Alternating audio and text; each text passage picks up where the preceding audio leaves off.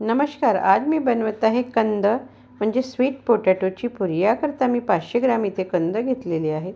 याला आधी स्वच्छ धुवून घेतलं आणि याचे सालं काढून पुन्हा एकदा धुवून घेतलं आणि जे मोठे कंद आहेत त्याचे मी तुकडे करून घेतले, म्हणजे कंद आपले लवकर शिजतात.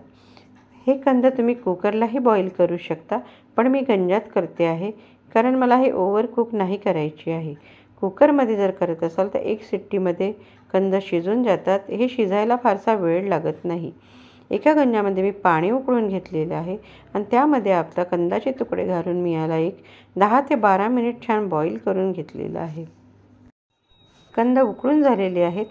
थंड झाल्यावर त्याला आपला मॅशरनी किंवा किसणीने किंवा हाताने आपल्याला चांगलं मॅश करून घ्यायचं आहे. मी कंदाला खूप ओव्हर कुक केलेलं नाही आहे, त्यामुळे मॅश करताना यामध्ये कंदाचे छोटे छोटे तुकडे राहतात. कारण की खूप जास्त जर आपण याला ओव्हर कुक केलं तर बाइंडिंग करताना यामध्ये पिठाचं प्रमाण जास्त घालण्यात येतं आणि मग ती एक पिठाची गोड पुरी होते. मला कंदाची टेस्ट पाहिजे आहे, म्हणून मी कंदाला खूप सॉफ्ट बॉईल केलेलं नाही आहे. आणि छोटे छोटे तुकडे जरी असले तरी त्यामध्ये आपल्याला त्याच्याने काही फरक पडत नाही. गोळा पण आपला छान तयार होतो आणि बेलतानाही सहज आपल्याला पोळी बेलता येते. कंद आपले छान मॅश झालेले आहेत.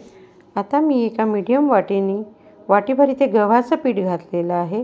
पाऊण वाटी मी इथे पिठी साखर घातलेली आहे. साखरेला मी मिक्सरला फिरवून घेतलेलं आहे आणि एक अर्धा टीस्पून मी वेलची पावडर इथे घालत आहे. पीठ आपल्याला आधी थोडी कमीच घालायचं आहे, लागेल तेव्हा आपल्याला घालता येईल. आता याला छान मिक्स करून याचा एक आपल्याला घट्ट गोळा बनवायचा आहे. पुरीसाठी गोळा करताना आपल्याला तो घट्टच पाहिजे आहे, तेव्हाच पुऱ्या आपल्या छान फुगतात. साखर आपल्या चवीप्रमाणे घ्यायची आहे. मला कमी गोड पाहिजे आहे म्हणून मी पाऊण वाटी साखर घातलेली आहे आणि तसंही थोडासा कंदाला गोडसरपणा असतोच. आपल्या टेस्टनुसार आपल्याला साखरेचं प्रमाण कमी जास्त करायचं आहे.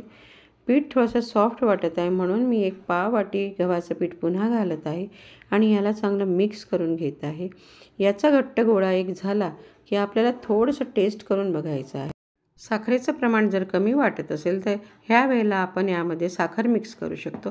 मी थोडंसं टेस्ट करून बघत आहे. गोळ्याचं प्रमाण अगदी बरोबर आहे. आता याला 10 मिनटाकरता मी बाजूला ठेवत आहे. 10 मिनटानंतर यावर थोडंसं 1 टेबलस्पून ऑइल घालून मी पुन्हा एकदा याला छान मळून घेत आहे. पीठ अगदी तयार झालेलं आहे. आता याच्या मी पुऱ्या बेलून घेत आहे.